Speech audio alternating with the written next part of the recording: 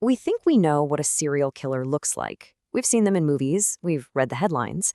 But what if the real story, the one the data tells, is completely different? What if it's one we've been overlooking for decades? Today, we're going to deconstruct one of society's most terrifying figures to uncover the profile of the forgotten killers. I mean, who doesn't know this line, right? It's Hannibal Lecter from The Silence of the Lambs, and he's just iconic. For years, pop culture, from Norman Bates in Psycho all the way to Dexter, has drilled this very specific and very male image of a serial killer into our heads. Go ahead, take a second, close your eyes. Who do you see? It's almost always the same guy, isn't it? A man. Cunning, sadistic, probably driven by some dark, twisted urges. That's the stereotype we all know, but what if that picture is dangerously wrong? 10%. A huge database from Radford University crunched the numbers, and it turns out about 10% of all serial killers in the United States are female. That's 1 in every 10. So they're not some rare anomaly. They're a very real and very ignored part of the story. And this is not some new thing. Female serial killers have been around for centuries. So why don't we talk about them? Well, they've been overlooked and totally misunderstood, mostly because they just don't fit that male-centric narrative of violence that we're all so used to. They are, quite literally, the forgotten killers. So let's just push all those Hollywood myths to the side for a minute. We're going to use actual academic research to build a data-driven profile. And we're going to start with the most fundamental question of all. Why do they kill? And right away, you see this huge difference in what drives them. Male serial murder is often what researchers call expressive violence, killing for the thrill of it, for power, or for some kind of sick fantasy. But the research shows female killers, they're way more likely to be driven by instrumental violence. Their motives are, well, they're practical. It's about money, getting rid of a husband who's in the way, or just making their own life easier.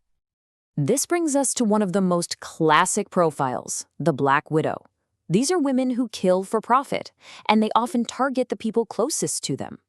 Take Nancy Nanny Doss, for example. They called her the giggling granny. She ended up confessing to killing 4 of her husbands, her own mother, 2 sisters, and even a grandson, all while collecting insurance money along the way. And then there's a second, and honestly, an even more chilling archetype, the angel of death.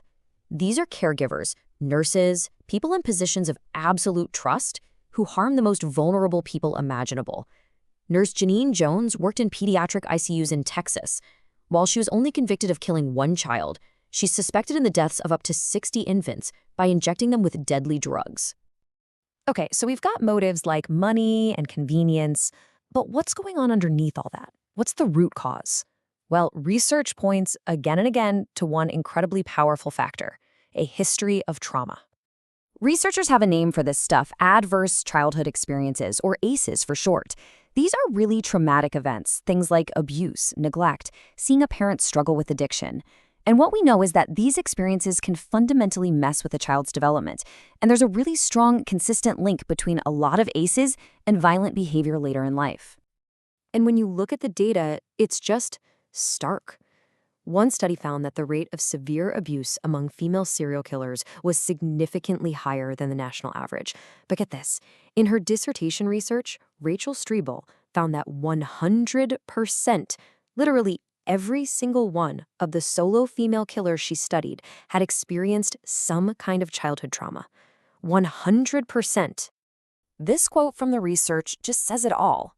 For so many of these women, growing up with that level of abuse and abandonment created what one researcher called a hurt before you get hurt mindset. Violence becomes this twisted way to survive, a way to finally take control of a world that has always felt completely out of their control. And that deep history of trauma actually helps us understand another really important split in the research. See, not all female killers operate the same way. There's a huge difference between women who act alone and those who kill as part of a team. And the profiles are just worlds apart. Rachel Strebel's research shows that while trauma is a factor for both, look at that bottom line: sexual deviance. In her study, it was completely absent as a motive for women who killed alone. But for team killers, it was a common theme, often because the violence was being driven by the fantasies of a male partner. So that brings us to our final piece of the puzzle, and it's maybe the most complex one. It's an idea that really challenges our basic assumptions about the connection between gender and violence. So, when researcher Ashley Polk dug into the psychological profiles of 15 female serial killers, she found this really consistent pattern. These women almost all showed behavioral traits that our society, especially when we're talking about violence, has traditionally labeled as masculine. So, what are we talking about here? Well, it's things like a profound lack of emotion and empathy, a capacity for cold, calculated aggression, this overwhelming need to control and dominate their victims, and a real talent for manipulation. The thing is, these traits aren't really male or female. They're the core ingredients of a predatory mindset, period. When you put it all together, what you realize is that the female serial killer operates in a space that just completely shatters our stereotypes. She isn't just a woman who kills. Her psychological profile tells us that the capacity for this kind of cold, calculated, predatory violence isn't tied to gender at all. So, why does any of this matter? Well, for one, it helps law enforcement create way more accurate profiles. It also forces us to confront our own biases about who's capable of violence. And maybe most importantly, it shines a huge spotlight on the devastating long-term impact of childhood trauma, reminding us where these cycles of violence so often begin. And that leaves us with one last, kind of unsettling question to think about.